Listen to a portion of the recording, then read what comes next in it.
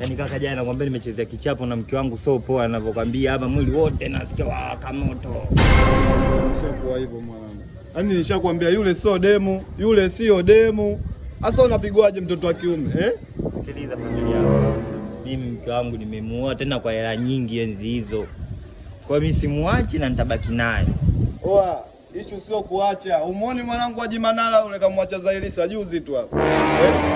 Asa hela nini? Katoa shilingi ngapi yule? Oa, yule sio demu. Mimi nikipigwa mwanangu na demu wangu mapema tu naacha. Naacha kweli kidali? Mimi naacha mapema tu. Yaani mimi kama Manara. Mapema tu. Shega, sio kesi mwanangu. Lakini mimi mke wangu simuachi, nisikilize. Simuachi. Ba mtu vipi? Ndio kwenda kupika na kwenda kushika vyombo. Mimi au huyo? Sasa unadhani nani hapa anaambiwa? Huyo ndo wakufuata wewe. Au unadhani mimi? Nakwambia wewe kwani hujijui babu, kama hivyo. So mimi bwana, mimi sina demu kama wewe bwana. Mimi nikaosha vyombo sasa hivi. So mimi. Na ukapike kwanza. Ola mwanangu. Nikaoshe vyombo fresh sana. Mwanangu mimi nikajua unakaza, kumbe kama mimi. Wewe tayari ushachezea baba, kachue. Yaani bora afadhali mimi. Wewe umefuatwa hapa?